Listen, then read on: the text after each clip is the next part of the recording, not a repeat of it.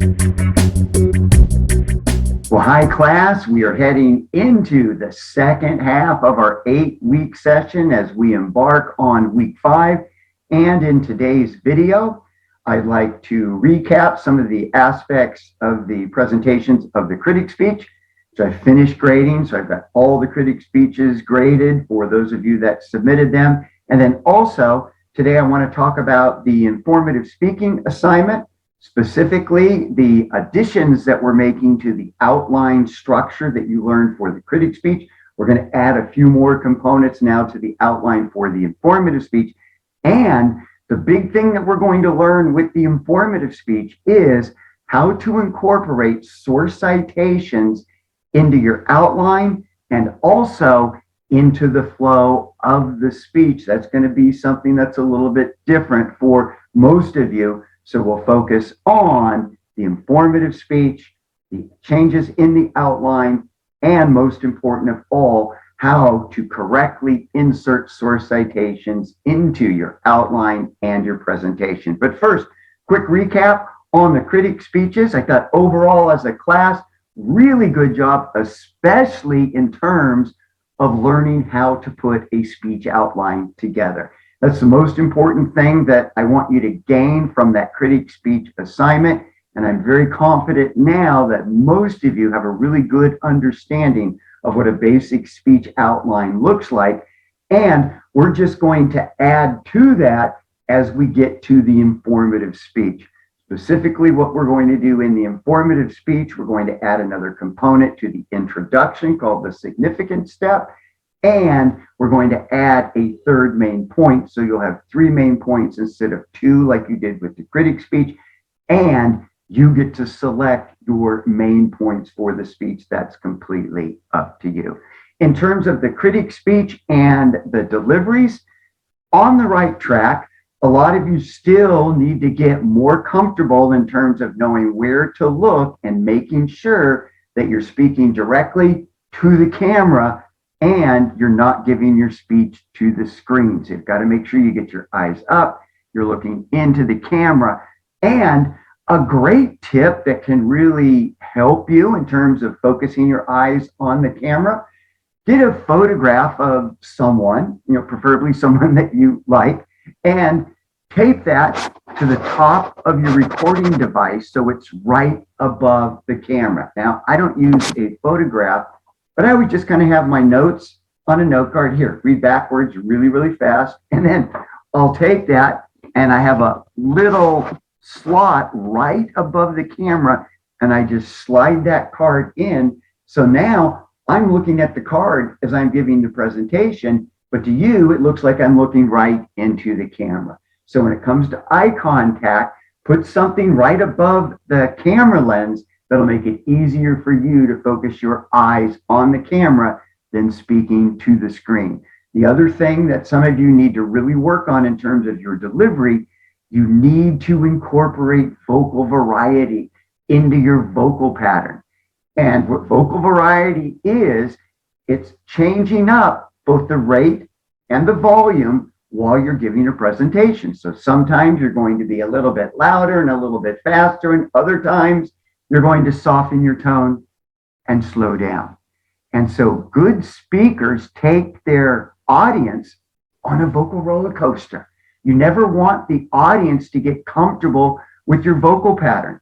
And so if you're delivering a speech, and especially for those of you that are reading your speech, if you don't create that conversational tone and have lots of vocal variety, you have what I call a redundant rhythmic pattern, and that will lull your audience to sleep, right? It's the reason why we read nursery rhymes to kids. Typically, we want them to fall asleep. We don't want that in public speaking. So you've really got to learn how to change up your rate and your volume. Never let the audience get comfortable with your vocal pattern.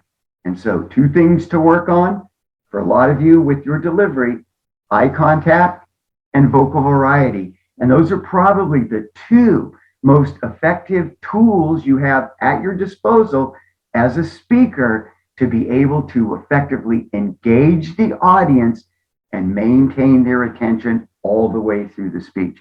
If I'm lecturing in the classroom and I feel like I'm kind of losing the students, they're not into the presentation, then I'll slow down, I'll soften my tone, and I might even pause for 2 beats. That's a 1001, 1002 beat pause. And so I can actually use my voice and change my rate and volume in order to bring the audience back into the presentation. So vocal variety, real key when it comes to public speaking. So as we move into the persuasive speech, in the delivery, still we're 2 weeks away, you want to make sure that you really improve your eye contact, your vocal variety. Do that, you'll be well on your way to being an effective and engaging public speaker. All right, so with the informative speech presentation coming up, as I mentioned before, we're going to take the outline format that we learned for the critic speech, and we're going to expand that outline by adding a couple more components. I'll show you when we get on the module specifically what we're doing to the introduction with the significance and with the 3 main points in the body of the speech. The other thing that we're going to learn how to do with the informative speech, we're going to learn how to incorporate our research into the flow of the presentation. Because when you're up speaking, it's not like the audience has your outline, so they don't see the footnotes or the source citations that you might have on your outline. And you don't want to end your speech and then go, oh, by the way, here's my work cited, and then read off a list of the sources for your research for the speech. So with public speaking, what we'll learn how to do is how to actually cite the sources during the conversational flow of the speech. So that's a really big learning outcome for this speech, the informative speech. The other thing that I want to focus on today is to make sure that you're all on the right track in terms of coming up with a good topic for an informative speech. You want to make sure that you watch the instructional video in the informative speaking module that focuses on the difference between an informative speech and a persuasive speech, because it's important that you understand the difference, because we'll use different outline formats for the informative speech as opposed to the persuasive speech. So you have to be able to identify whether you're giving an informative or a persuasive speech so you have the right organizational framework to be able to construct the actual speech. And I always tell students, when it comes to informative speeches and coming up with topics and the brainstorming topics for the informative speech, that was due yesterday. You can still get those in, but essentially a good way to come up with ideas for an informative topic is to always think of a noun. And when you consider a noun, you have 3 basic elements: people, places, and things. Those are all good categories for finding good informative topics. If you're still trying to figure out what you're going to do your informative speech on, do it on a person. That's one of the easiest ways to go. And as long as that person is relevant and significant, in other words, there's a reason that we should know about this person. And I think in a college classroom, you can justify the significance just because we're in a college classroom, right?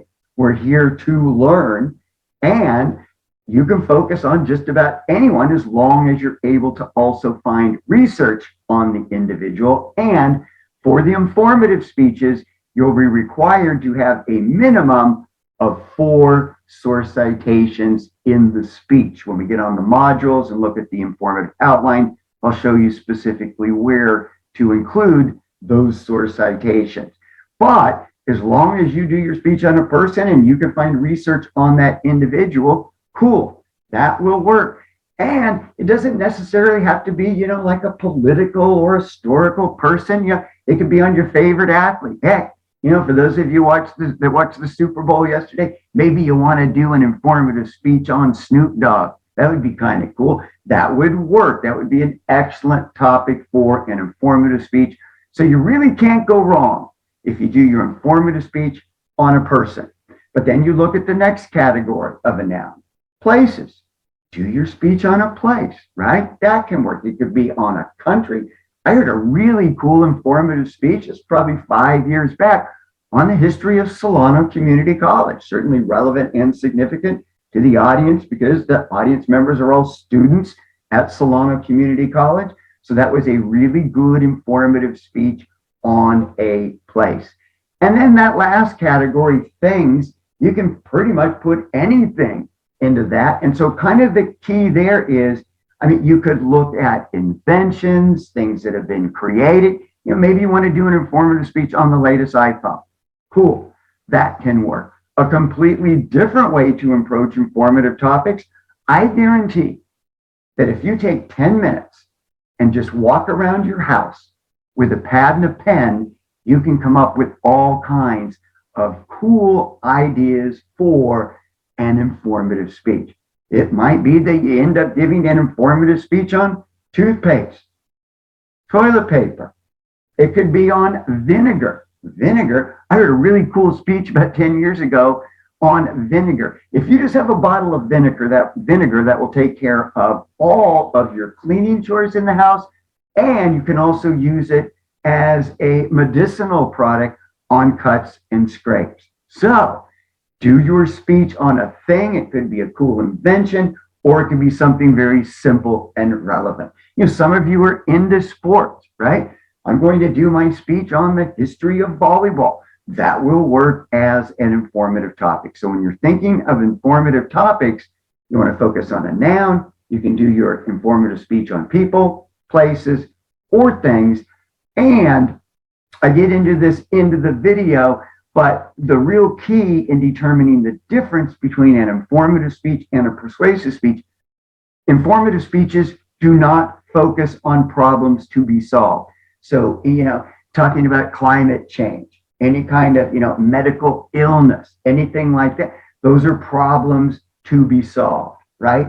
Focusing on social justice, problem to be solved. So those topics function way better as persuasive topics. So really the key difference between that informative and a persuasive speech, informative speeches tend to be lighter, more entertaining, more amusing, where persuasive speeches are more serious in nature and focus on problems to be fixed or on issues of controversy. Like you wouldn't do an informative speech on gun laws or gun safety or gun control. That would be either a problem to be solved or to some an issue of controversy. If you get into the Second Amendment rights, either way works better as a persuasive speech. Okay, so for the rest of our instruction today on the informative speech assignment, let's go ahead and jump on the modules. All right, so here we're on module 9, the informative speaking module, and we're going to stay on this all the way through the end of February. And so a couple things I want to draw your attention to. First, if you go right here on topic selection and click on that, give you a little overview of what makes a good informative topic. But if you submit your brainstorming for informative topics and you get an incomplete and you get a comment that says the topics function better as a persuasive speech topic than an informative, you got to go back and make sure you watch this instructional video. Again, it's right here on the course modules under topic selection, and that breaks down how you tell the difference between an informative and a persuasive topic. And I mentioned that at the start of today's lecture.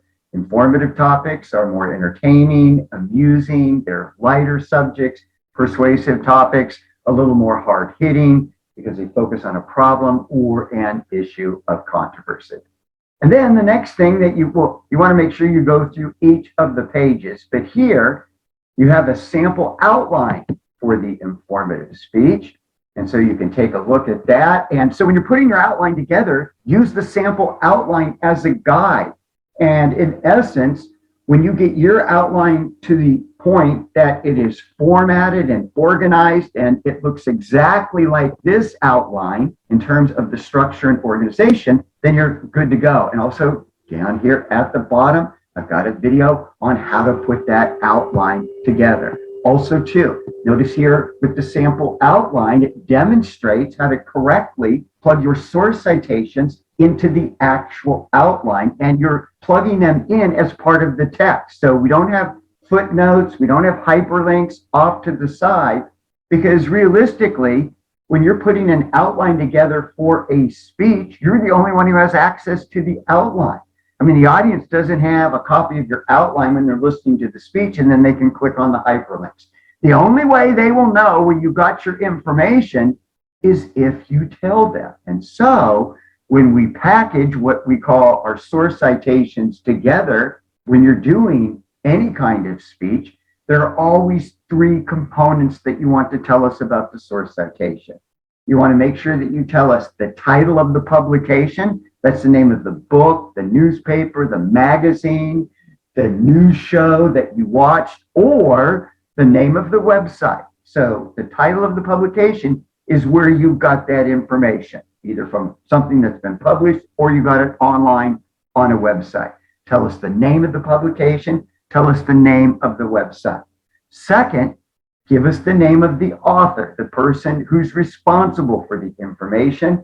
And then finally, give us the date of the publication. Here, this informative speech is on instant replay review. And so here in the source citation, according to Chris Haney, got the name of the person who wrote the article. In ESPN magazine, that's the name of the publication. November 7th, 2020 is the date of the publication. And when we plug in source citations, we always want to do so before we give the information from the source. So don't put your source citations at the end of a sentence. They will go at the beginning. A lot of times I refer to source citations in a speech as according to's.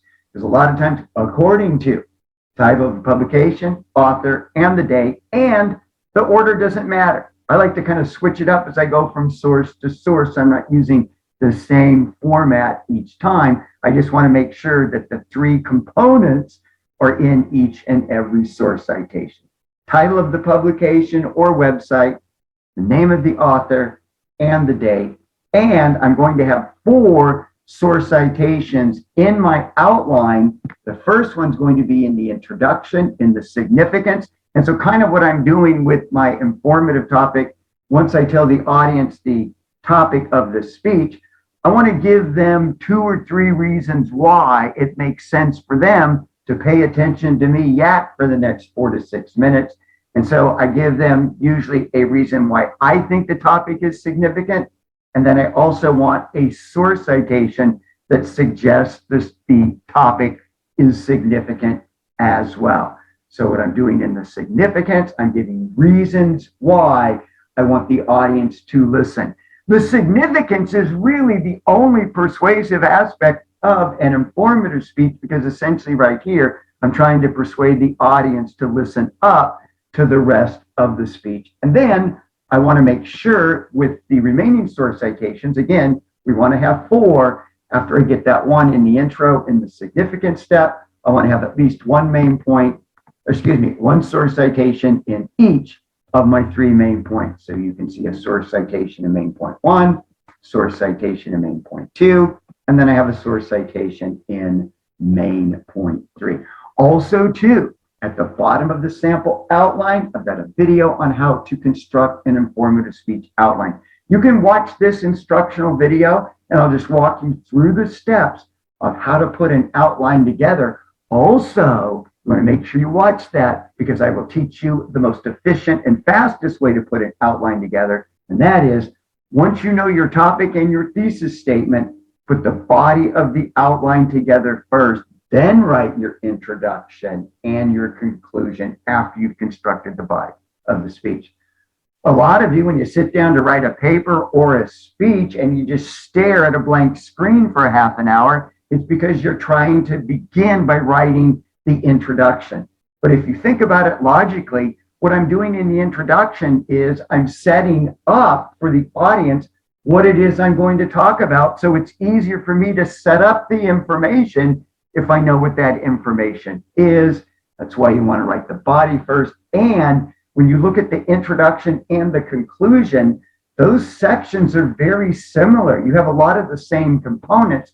All that really changes is the tense, right? In the intro, here's what I'm going to talk about. In the conclusion, here's what I just talked about. And so if you write those two together, it goes a lot faster as well.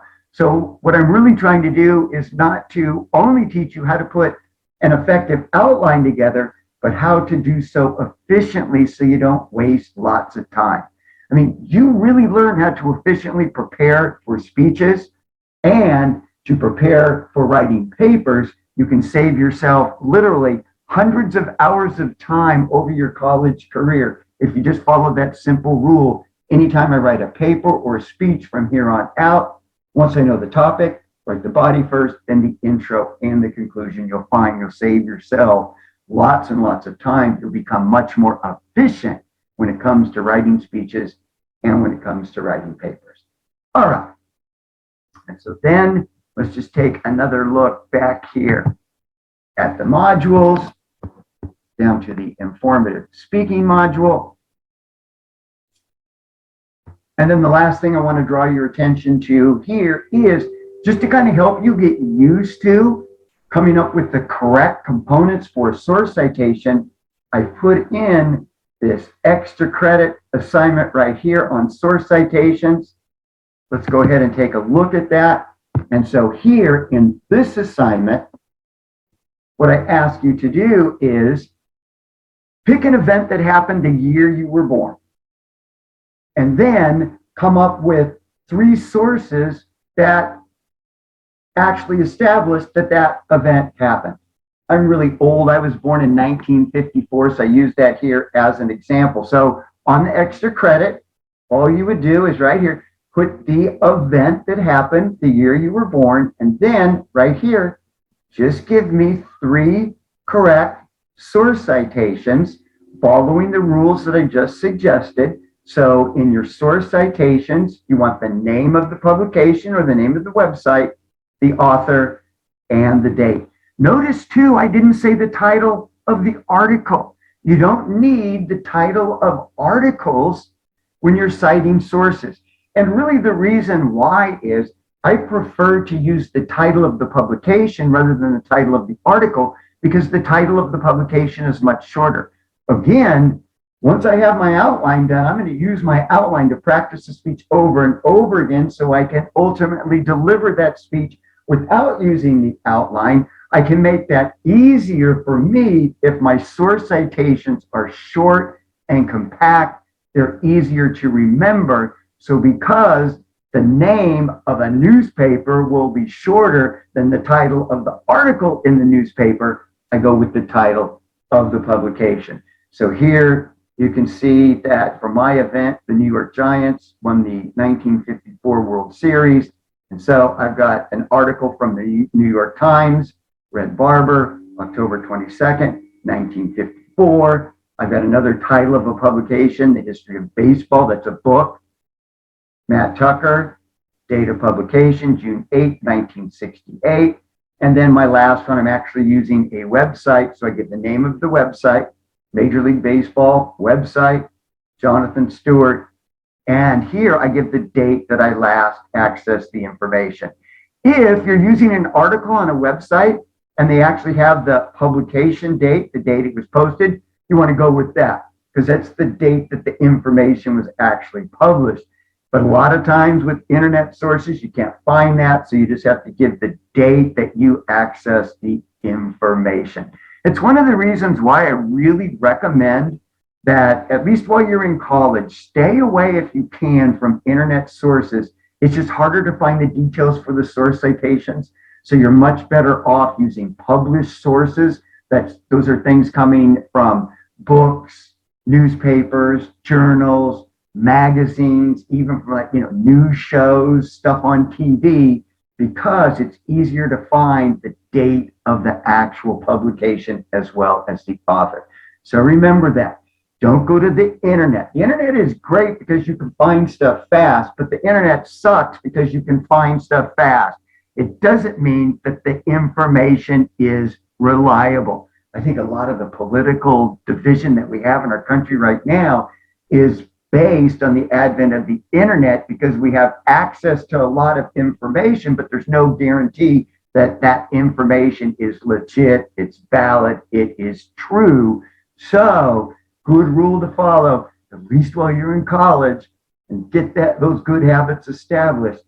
Always try to find published sources before you go to the internet and look for sources. So, on the extra credit opportunity, to get that, all you have to do is submit an event that happened the year you were born, and then 3 sources that established that that event actually happened. And in doing so, what I'm after is you're getting used to coming up with the correct components for a source citation, and then you're just going to utilize this same skill in your informative outline when you're plugging in your source citations.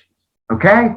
So, a lot of work this week and the next week. The goal is get your outline submitted by the end of the week, and I really try to get on those as quick as I can. So when your outline comes in, I'm going to try to get that back to you in the that same day or the next day at the latest. So if anything needs to be fixed, and I let you resubmit the outlines, if something needs to be fixed, you get it incomplete. I say, hey, your source citations need to be plugged in correctly. You watch the video on outline construction, so you make sure you know that. You go ahead and make the changes, resubmit it.